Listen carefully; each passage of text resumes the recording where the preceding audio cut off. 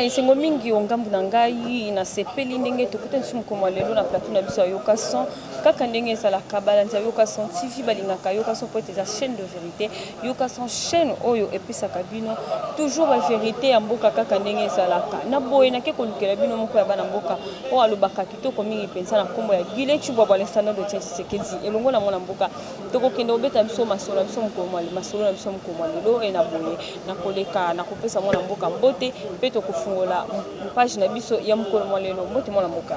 Bonjour madame la journaliste na bengami na koba Guilé Chibwabwa, le vrai descendant de Tshisekedi. 37 ans de lutte, IDPS a vaincu. 37 ans de lutte, Fatou 5e président de la République. 37 ans de lutte, Dieu existe. Pourquoi on a Dieu existe? Pouvoir, ce n'est pas la volonté d'une personne, c'est la volonté de Dieu tout-puissant dans un peuple comme madame la journaliste. Mbote la nino sur l'occasion, tamba pour moi. Merci beaucoup Guilé Chibwabwa. Tobeta solo 27e anniversaire na bino ya ba parlementaire debout na tout le monde célébrer kango célébrer kango mokolo mwa samedi. Message yango ezaki ndenge ni mwana mboka. Merci madame la journaliste. Message na biso ezaki ete pour tout ba kambi na biso parti et puis na le président Aïcha Makaboun Ayoka pour la kosilisa l'institution président de la République. Oyo azoti origine na IDPS ayamba biso et puis to beta qui c'était il faut parlementaire debout à un ministère parlementaire debout à parmi les ambassadeurs parlementaire debout à la PCR dans l'entreprise publique parlementaire debout à la directeur général parce que quand de chez série personnel à la kaka biso été parlement debout il faut de plus de pouvoir parlement debout à cause de 25% mais jusqu'à preuve du contraire biso bayi pa parlementaire de Bouto se retrouver. Yo mona ki des ministères Yves Mbukoulou, président Ligue ancien président Ligue des jeunes, Azui ministère, Mata vice ministre des finances, Abimi ministre. Pourquoi pas biso toi la première ligne. Problème c'est Ali, même le Seigneur Jésus-Christ avait na bande konaï. Neti Jean Jacques. Todo sengara na tata mukonze école conformément la Bible ngolobi Jean 6 60 ko banda 61 à 68 la histoire apôtre Pierre na Seigneur Jésus-Christ. Apporte père à tout le Seigneur Jésus-Christ. Natiki papa nanga natiki biloko nanga la landio na kozwa nini. Seigneur Jésus-Christ que tant on la ninga okozwa 100% et puis okozwa vie éternelle. Yango biso pe to pesa ndingi tozo se soumettre to les pas tata mo konzeko to soutenir yé dans l'obscur mais avec l'espérance l'un des 4 matins to kozwa pouvoir. Pour mes amis au moins bande ko na biso mususu bazali ko respecter bango pourquoi pas c'est dans la Ligue des jeunes. Biso pe ba yi parlement debout to on a besoin Moutou a besoin de coordonnateur, a besoin de lecture. As la paix ministre, neti Moutou neti Neville général à parlementaire boulot. As la PCA, Moutou neti José Yokason, as la paix directeur général et entreprise par la somme. En cas de problème, au lieu de qu'il n'y ait pas au cadre de la besoin de Bachama Kaboun, neti ba Augustin Kabouya, to qu'il n'y ait pas au Yabiso. Parce que même le Seigneur Jésus avait ses frères, Jean-Jacques, bande qu'on a biso direct. Hein? Et ça on a tangué le bino parce que bango débat ligue en biso. Biso tout ça ba génération montante mais ba kolutu ba ali ba chako ba vice ministre vice adjoint ya Sele tout ça ba doyen net ba Pierre Nzomba to na ba doyen net ba Dieu donné problème na biso ça ba doyen na biso pe ba figurer parmi remaniement prochain remaniement ba pour na biso parce que bango ba considérer biso parce que moni la bénédiction commence dans la maison. Tant la bénédiction, parlement de vous, c'est une machine, madame la journaliste. On va situer dans IDPS. Et c'est la structure où est le parlement debout. Tous les bannis, les parlementaires, pour votre information, les qui n'ont pas été les lots, à mon honnêteté, les lots. C'est pour te dire que nous demandons notre revendication, c'est clair. Est-ce que nous avons fini Augustin Kaboul? Nous avons fini Jean-Marc Kaboul. Nous avons soutenu hiérarchie à partir. Nous soutenons les Dio, Kaboul, Yana Kaboul. Mais nous demandons que le Parlement, collectif parlementaire de vous, va se représenter dans la prochaine gouvernance. C'est ça notre souci majeur. De la 28e anniversaire de Bisso, Banda Kode Tshisekedi a quitté le Parlement depuis 1992. Ça me donne notre 28e année de anniversaire. L'autre côté, combinaison à partir, va se souvenir. Et puis je vais aller plus loin. Dans le verset Jean 6, 61, 62, 68. Vous comprenez que c'est histoire apôtre Pierre, dans Seigneur Jésus-Christ. Dans la minute où Fatia, dans Seigneur Jésus-Christ, bisous aux apôtre Pierre. Dans la minute où vous allez représenter le parlementaire debout. Pour la minute où vous allez parlementaire debout, vous allez représenter la Pierre. Et le taureau, c'est la tata Mokonzekolo. Ayamba biso et puis à récompenser biso madame la journaliste. Tu risques belé. Nous avons risqué, j'ai eu des risques. Dans la prison, on a eu des personnes. On a besoin de la récompenser. N'engé batuno sur les lobes, mais la miel. On a eu des personnes qui ont la miel, mais biso ba na biso ba mela ma lobo neti ngai tata nga tangisanga l'école à Malula na 13e rue. On paye 2000 francs belges. Ce qu'on yebsanga moi nga aller mulotu. A Rome la peine ni doté. A Rome la paix pour na koli na phosphate na koli na nido nga pe le roi papa nga tangisanga Malula na pe na besoin na tangisa moi nga na Malula moi nga mela phosphate na mela nido loto lukande ya ngona mais nzambe ka suka tata mo konzikolo na voyage na soko azongi ayamba biso. Mais voilà boka est-ce que vous comprendre bon bino ba parlementaire de vous ça na regret mingi par rapport à eloko wana c'est comme si bino vous a considéré ça comme vous ne pas considéré c'est ça. Madame la journaliste il est politique les achats d'intérêt les achats des dames. Tu es kotika na ide peste. Tu es kotika na ninga kabuya makasi kabuni makasi mais nous supplions nous demandons en tant que bongo baba Kambia parti se souvenir na ba parlement to kufe belé madame la to kufe belé nga la quartier na biso ti le baba gila yo zaka boy ozaka boy yo bonga raté zaka boy so mi mutu ka to so mi mapango te souci na ngeza été na se retrouver hein na se tout ba parlement ba se retrouver souci na biso ki ba kambi na biso parlement debout base la parmi ba to ba la nommer au prochain gouvernement madame la journaliste. OK mais Guilin Chouakwa une question mon amboka. Pourquoi à l'UDPS c'est lamentar toujours? La UDPS depuis beaucoup mis à pouvoir, c'est lamenté trop. Qu'est-ce qui se passe à l'UDPS? Madame la journaliste, biso banda tata mukonzeko la yamba biso. La même chose sur la Ligue des jeunes le 24 et en janvier na max. On a tous à pouvoir sika. Tout ce qu'on revendiquer l'autre. Ce que on le revendiquer trop c'est trop. On a vite compris que on est délaissé, on est méprisé. Juste la psychiatrie, toi attendre ba voir la biso. Quand c'est lamenté à battre sur les engagements. Ngai tikti dans les parlement debout. Tous a rattaché mbalamment la présence à partir.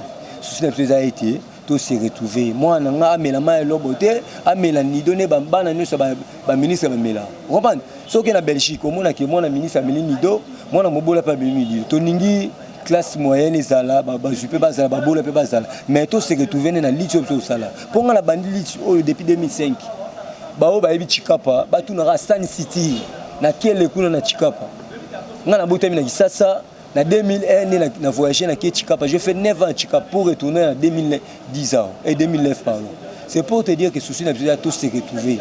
Moi je soutiens à 100% Augustin Kabouya, je soutiens à 100% Jean-Marc Kabouya Kabouya benga la fidélité mais nous supplions au cadre ba se souvenir na ba parlementaire debout na prochain gouvernement.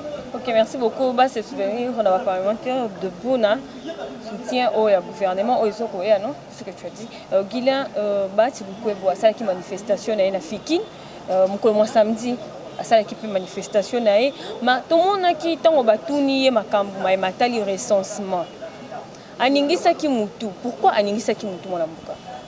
Madame la journaliste, nous sommes dans un état de droit, tout le monde est libre de faire son choix. Ce qui a mon qui était recensement pour naïsa inopportun, c'est tout à fait normal. Mais ce qui est vrai, dans ces pays, il y aura bel et bien recensement. Il y a un moment qui organisation nationale, il y a identification du peuple congolais. C'est le gouvernement congolais, une somme de 350 millions de dollars pour un recensement le 31 décembre 2021. C'est pour te dire qu'on est d'accord avec les élections, mais on ne peut jamais aller aux élections sans recensement. C'est clair, madame la journaliste. En 2005, on était au nombre de 80 millions d'habitants. Vous êtes sûr en 2020, à 80 millions d'habitants. Il y a des CO, c'est pour te dire que pour tout en 2023, une seule condition est d'aller au recensement. Il y a un moment qui Robert Roy, qui recensement qui est le ministère de la décentralisation. Or, le ministère intérieur n'est pas le recensement. Et puis, on apprend chez UNIP. Mais ceci n'a pas été tout qui est dans ma ponami, mais à condition que avant tout qui est dans ma ponami, il faut pas recenser parce que dans l'armée il y a des infiltrés, dans l'entreprise publique il y a des infiltrés, dans le ministère il y a des infiltrés. On a besoin de la vraie identification. C'est carte d'électeur, carte d'identité, mais c'est faux. Carte d'électeur, la l'union soit pour ma ponami. Mais bien sûr comme on est identité. Et on doit aller au dans le ministère intérieur, nous là il y a UNIP. Batok bo me mabiso na recensement o ko permettre to ba yi congolais bazali combien. Moi mboka Guilin balobi ete pasteur Mukuna nde abandaki déjà maima kobeta CT na likambo etali recensement. Balobi yende mutu azolobela ngo mingi po te recensement esalema bao nyonso bazolobela recensement baye kolobela ngo kaka na sima ma yende mutu abandaki maima tali recensement mwana mboka. Madame la journaliste Omoni avec Mukuna à l'époque si j'ai de bons souvenirs Martin Luther King. Omoni est personne mutunyo sauté madame. Omoni na lobabo. Je ne suis pas spécial mais kolobabo et personne mutunyo sauté. Mukuna a eu le courage de dénoncer. Omoni ko dénoncer personne mutunyo sauté. Certaines personnes pour dénoncer le mal à kolobate. Avec Mukuna, avec Pascal Mukuna, il dit que c'est le loba bengi na lopoto, avec patrouille pour nous réveiller conscience il y a peuple contre. Mais biso ba IDPS to sala ngo déjà vaillé. To sala rango et puis to sala rango ti muko Jésus que ça kozom. Et ngo to loba ke avec patrouille il y a avec Mukuna et ne ko procéder biso parlementaire de yango ne veut patrouille. On était d'élever la population congolaise parce que biso ba IDPS to on a besoin été mariage contre nature FCC caché Panzan. Madame la journée. Mais pour avec Mukuna, il est dans le bon, il a eu quand même le courage. Responsable de l'église, en tout cas avec Mukuna, nous te soutenons. Continuez toujours, côté toi dans quatre états de droit, afin de rappeler la vérité. Bible le la vérité finira toujours à triompher le mal. Mon vérité ça toujours le colo yamabe. Avec Mukuna te soutenir yo, mais to senga na okaka éveil patriotique au fin raté yo dénonçaka kaka moni biso ba kamela biso ba bito finga te esenga na finga apete to on a besoin de to bandane ko dénoncer le mal c'est ça même de ça la force ya fachi parce que mariage FCC cash les mariage à contre nature ils ont la mobile na mobile babalani moi si babalani ngomo lelo na mikila poto bali bato bali ko kufe belé pour mutu ya na mona vidéo moi si azobima na mbo. On passe contre nature. C'est pour te dire que les balles FCC cash, les alliés les balles contre nature, peuple congolais n'a ngoté à retirer la paix qu'on n'a ngo te netingai.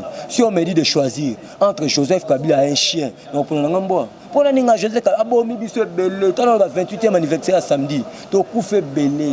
Tant a peut exemple aller qui na mona naté. Vous ngati mais vous allez na kati ya coalition. On a biso que on est soit engagé kaka ba kamina biso mais biso ninga coalition naté.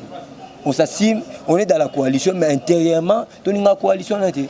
Si nous avons été, Tata Mukonze a demeuré toujours au service du peuple congolais. Mon coalition, et ça, la coalition, contre Jam, Fachani Sala Boulam va contrer, mais qu'on le veuille ou pas, il dépêche ce pouvoir aujourd'hui, il dépêche ce pouvoir demain, il dépêche ce pouvoir éternellement, madame la journaliste. Ok, il dépêche au pouvoir éternellement, il y a des gens Katanga, qui n'a pas de problème, il y a des rebelles, Babengi, Bakatakatanga. Salaki moi trouble na Katanga ezangaki kimia mwana mboka kokolo banini par rapport.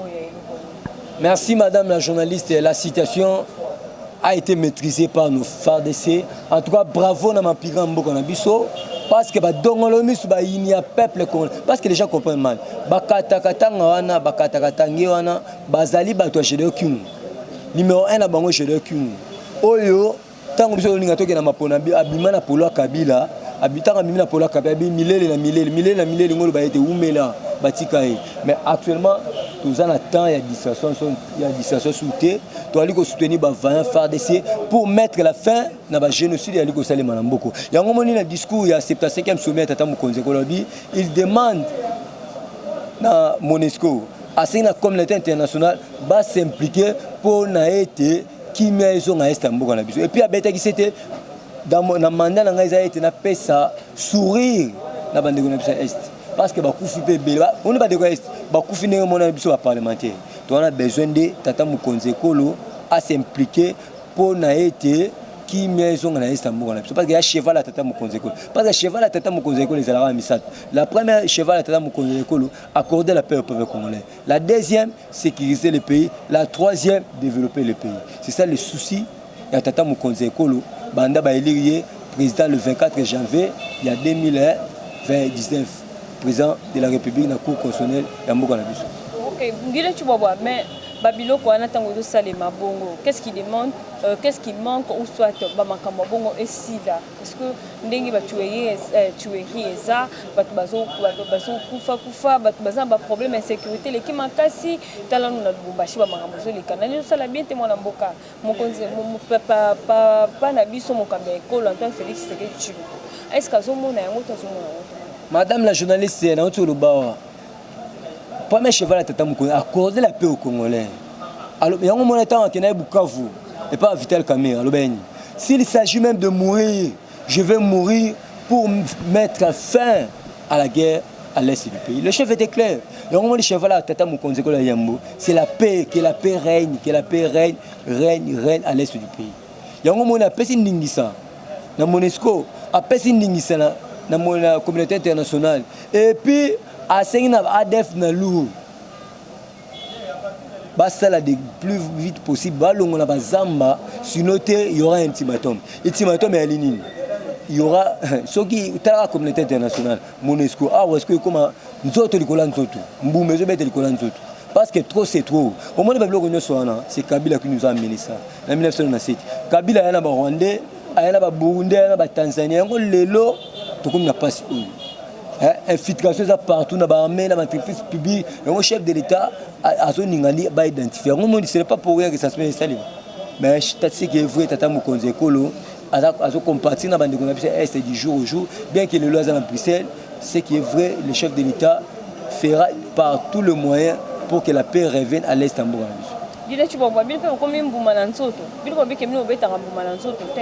Madame la journaliste, le chef de l'État, il a demandé en dehors à FARDC, parce que le général numéro 1 à FARDC, c'est le Stembala, ça qu'on a. Azana Estambourg,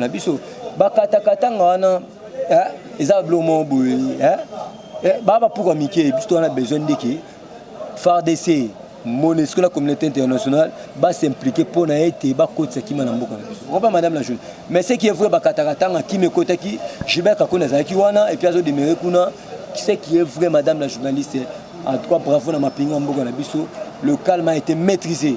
C'est que pour nous sommes qui a bakatakatanga na bakima qui besoin ezamba tant to ali koloba phare de samboka na biso ba vandisi kimia puis Gilbert quand on a un ministre intérieur azala ki kuna à côté si kimia l'espace Katangesi. OK, merci beaucoup Guillet Chubwabwa. Mon Mboka, pourquoi vous soutenir le recensement? Madame, pour soutenir le recensement, c'est tout à fait normal.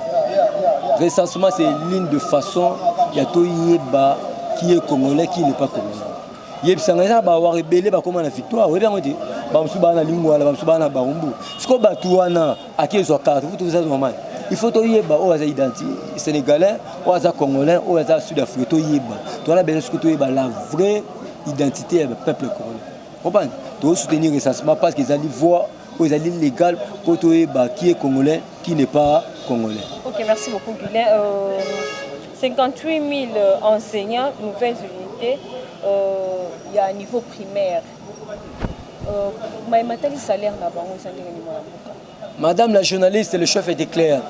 Dans le discours État de la Nation le 13 décembre 2019. À l'Oubaki, priorité, c'est la mécanisation de la nouvelle unité.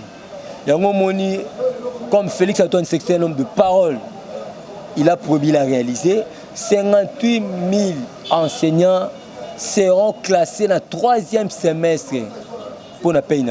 3e semestre, septembre, 6 décembre, 3e semestre. Pour votre information, le chef de l'État a conquis promesse dans la qui priorité la mécanisation de la nouvelle unité. Ce qui est vrai, rêve comme une réalité, on va retoucher ça dans la banque. Et ça, on va dans les fins mois.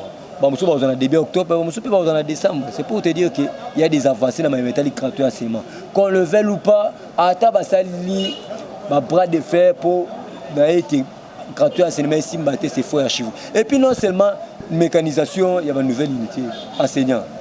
Chef de l'État a ici 150 écoles pour la nouvelle unité. Pour les enseignants, pour la gratuité à ces mois, Simba.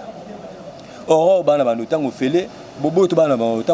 C'est pour te dire qu'il y a des avancées qui marquent dans ces pays, c'est la volonté politique. Toujours volonté politique dans la carte, il y a Félix Antoine Tshisekedi, chef de l'État, madame la journaliste.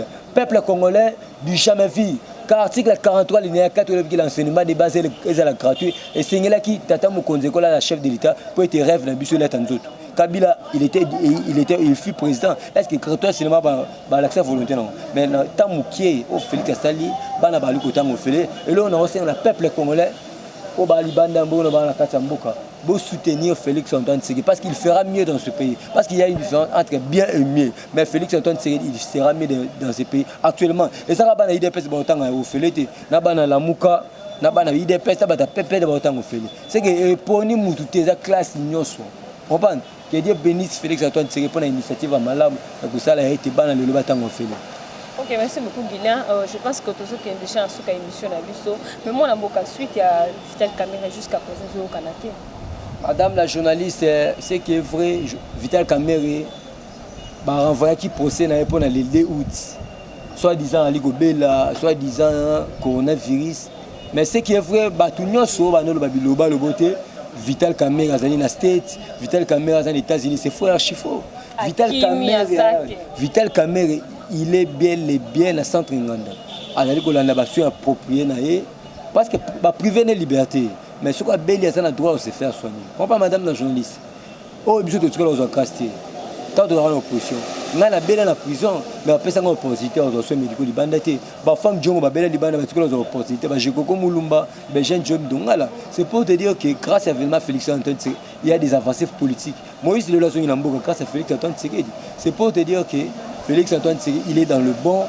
Tout soutenir le peuple congolais, tout soutenir papa, maman.